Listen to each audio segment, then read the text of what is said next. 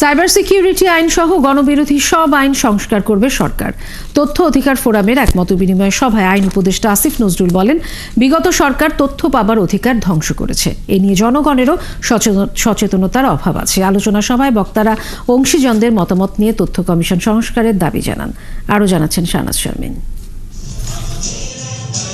স্বচ্ছতা ও জবাবদিহিমূলক সুশাসন প্রতিষ্ঠায় তথ্য অধিকার, এনজিওদের সহায়ক ভূমিকা শীর্ষকে আলোচনায় বক্তারা বলেন, 2009 সালে তথ্য অধিকার আইন হলেও এনজিওগুলোর স্বপ্রণোদিত তথ্য প্রকাশের অবস্থা সন্তোষজনক নয়। প্রকল্প বাজেট তথ্যাদি সংস্থার ওয়েবসাইটে অবশ্যই আপলোড করিতে হবে।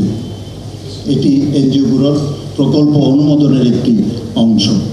গড়ে জাতীয় পর্যায়ে 29.86% ইনফরমেশন ডিসক্লোজ করা হয়েছে এবং আন্তর্জাতিক পর্যায়ে 26.20% ইনফরমেশন ডিসক্লোজ করা হয়েছে।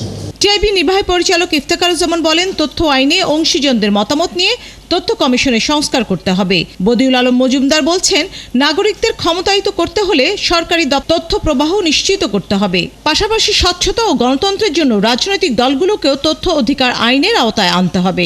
সরকার কিছু নাম প্রস্তাব করতে পারে এবং সেই নামের উপর ভিত্তি করে যারা তথ্য অধিকার আইনের অংশীজন তাদেরকে সম্পৃক্ত করে, তাদের মতামতের উপর ভিত্তি করে, তাদের কাছ থেকে ভ্যালিডেশনের উপর ভিত্তি করে তথ্য কমিশন গঠন করতে হবে।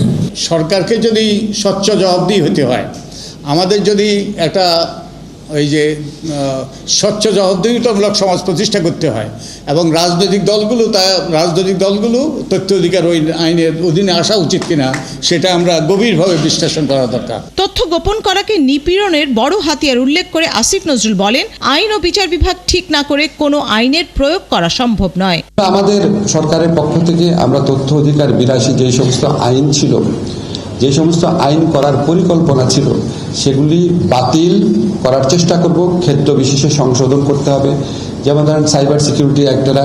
অনুষ্ঠানে মূল প্রবন্ধ উপস্থাপন করেন মানুষের জন্য ফাউন্ডেশনের নির্বাহী পরিচালক শাহিন আনাম, সভাপতিত্ব করেন এনজিও বিষয়ক ব্যুরোর মহাপরিচালক সাইদুর রহমান। শাহনাজ শারমিন, 71, ঢাকা।